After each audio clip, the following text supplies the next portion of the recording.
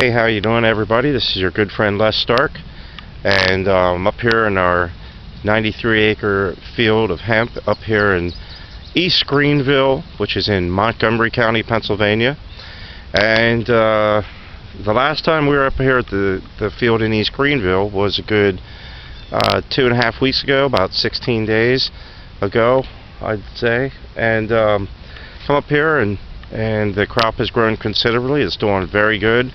And as I was walking through the field, I was trying not to step on the stalks, and I found this row, which made walking a lot easier. Although you can see as I go down here how close together these stalks are.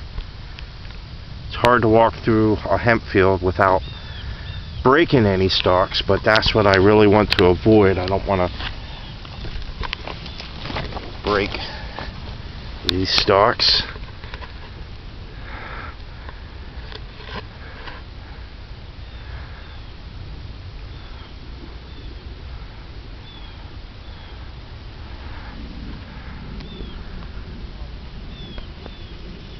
Most of the hemp here is about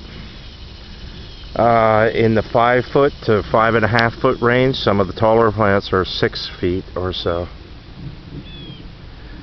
I'm going to hold the camera high over my head so you can get a sort of a view of the whole field.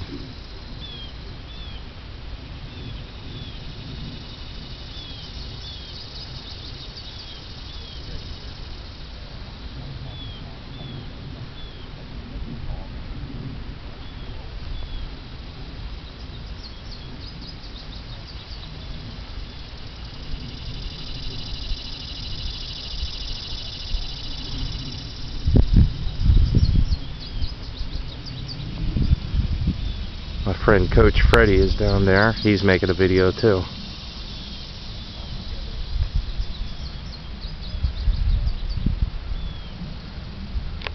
So let's walk a little bit.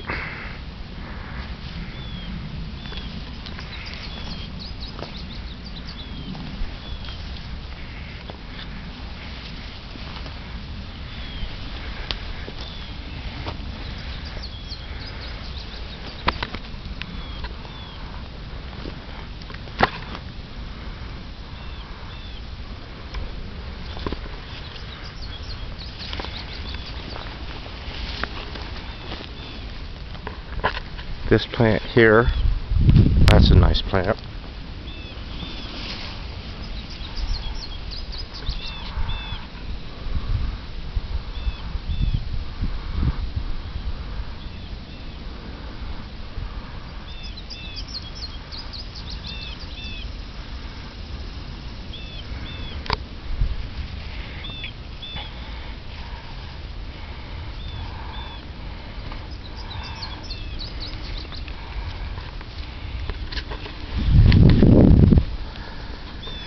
It's a good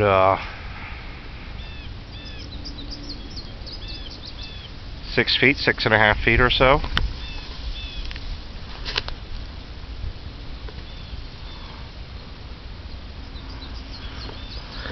What we're going to do here is test the male flowers. These are male flowers. As you know, the hemp plant has both male and female. The female is what produces the buds that produce the seeds, and the male produces the pollen from the flowers. Now, I'm going to shake this, and when I shake this, if this is ripe, there should be a powdery mist come out. Well, no, not in this case. In our other field in Ole, some of the males were fairly ripe.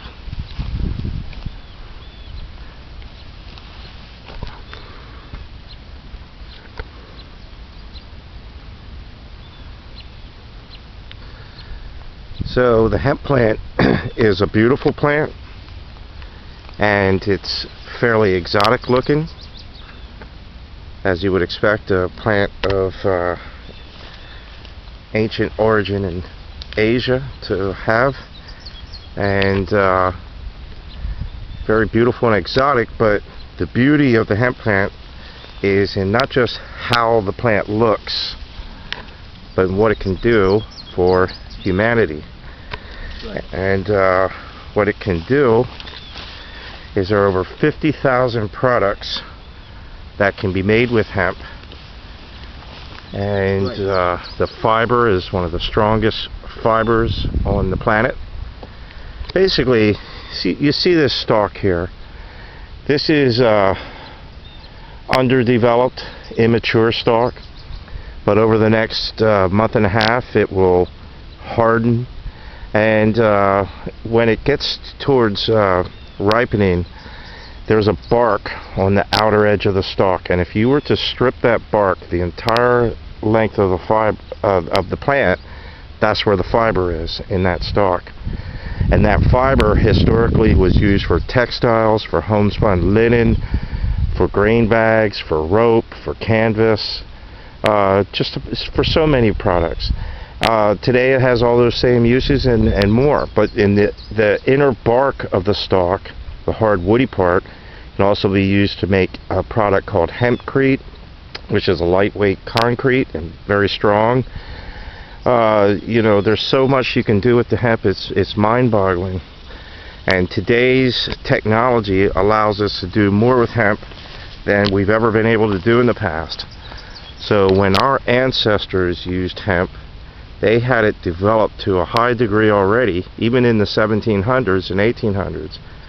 But today, in 2018, the possibilities are there for 3D printing and graphene for conductors and so much more.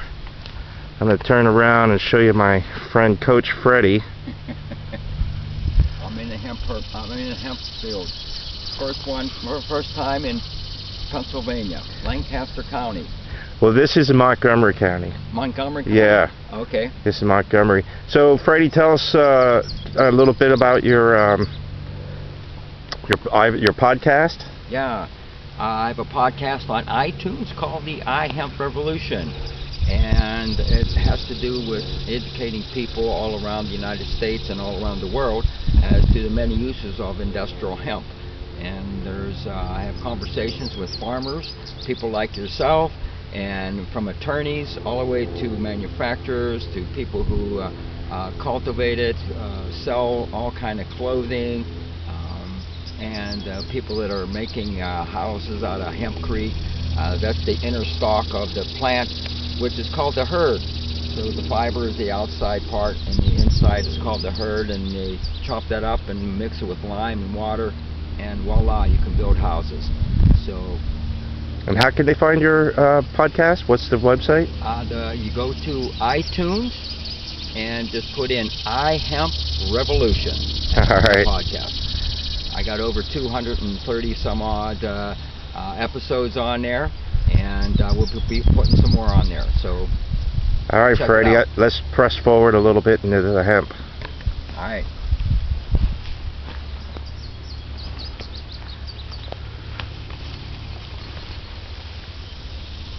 We're on a hemp expedition. So this is the second year that Pennsylvania has been able to grow hemp. We were just looking on our Facebook memories, and it was 4 years ago from 2 days ago actually was the 4-year anniversary that Erica and I had our conversation with State Senator Judy Schwenk and got the commitment from her to be the prime sponsor of our industrial hemp bill in Pennsylvania. And once she made the commitment 4 years ago, that was July of 2014, and but it was towards the end of the 2-year legislative session, so we had to wait a little bit until January of 2015 to get our bill introduced. And then we had a companion bill introduced in the House, which is what ultimately became law. And that was passed and signed by Governor Wolf in July of 2016. Then, after the law was signed on July 20th by Governor Wolf of 2016, then it became the duty of the Department of Agriculture to come up with the regulations and how they were going to implement the program. And we got our first seeds in the ground in late May and early June of 2017.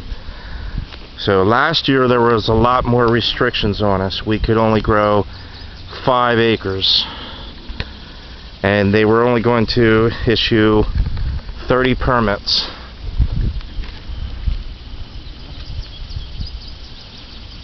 What's that? Japanese beetle, he took off. So this year they've broadened the program, and we can grow up to 100 acres of hemp if you're an individual, and if you're working with the university, you grow unlimited amounts. We actually have 3 permits, so we're growing 50 acres in the Ole Valley, and we're growing 93 acres up here, so it makes a total of 143 acres. And we're getting to know a little bit more about what, getting to know a little more about what we're doing now in year number 2. And as but there's still a little bit of learning to do, and we're still experimenting. I mean, we're doing 4 different varieties: Felina, USO, Futura 75, and Ivory. So isn't this neat? I'll go up over my head a little bit. Let's look down there. Can you see Coach Freddy way down there?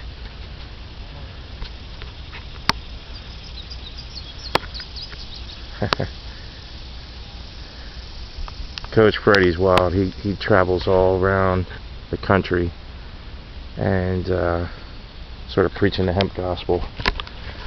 So this is a pretty nice section of the field. And to be honest with you, I thought the hemp up here would be a little bit taller. We planted it 4 days earlier than the field in Ole, and these strains, we were told, can get up to 16 feet tall. Now, we did plant later than we wanted to. We planted on June 18th. We would have liked to have gotten the seeds in late May, so it was a little later, so we didn't expect it to get 16 feet tall. But this still has a lot of growing, and a couple more cycles of rain and sun, and this plant is going to get very tall. But it's not necessarily the height that's what makes it a good crop. You judge it by the yield, and it seems to be common sense that the taller the crop gets, the more yield you would get for seed and so forth. But that's not necessarily true. But either way, this crop is looking good. It looks very healthy to me, and I'm very pleased with the progress.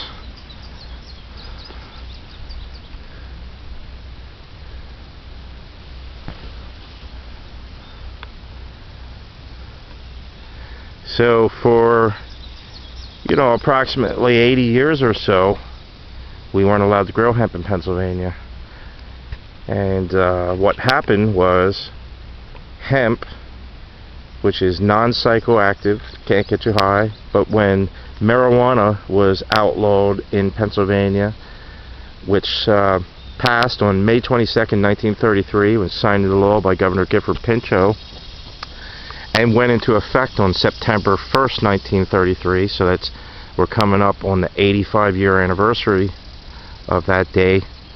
So what happened was, hemp was not illegal to grow in the 1930s in Pennsylvania, but it got caught up in the reefer madness of the era, and they didn't really have any way to distinguish between marijuana and hemp. And even though hemp could never get you high, could never be used as a drug, it was easier to just lump them all in together, rather than to try to figure out which is marijuana and which is hemp. So we understand a little bit their concern, because for some people marijuana and hemp looks very much alike and looks very similar. But however, if you've ever really seen a real marijuana plant, you can tell there's a big difference between a marijuana plant and a hemp plant. Now these are growing, you know, they don't have a lot of vegetative matter. There's a lot of leaves. The leaves look pretty much exactly the same, but the marijuana trees, they branch out like Christmas trees, whereas hemp stays, you know, sort of spindly. So it's an obvious difference in the looks between marijuana and hemp. But THC wasn't known about until it was isolated in a lab by an Israeli chemist in the 1960s. Before that, they had no scientific method to really determine the difference. They couldn't test for THC levels. They could only test for presence of a cannabinoid. So back in the late 1930s, some of the very first people that got arrested for, quote, marijuana were old hemp farmers, like Enos Schaefer, the 81-year-old hemp farmer in Lancaster County, who was arrested July 5th, 1938. And he admitted that he was growing the crop, but he said he had no idea it was illegal. As far as he was concerned, he was growing hemp, and he's growing it for seeds for his chickens to eat, which was always a legitimate purpose. Matter of fact, in the 1930s, a lot of farmers started getting arrested for growing hemp. They were bewildered, and always they were sort of let off, but they had to explain themselves first.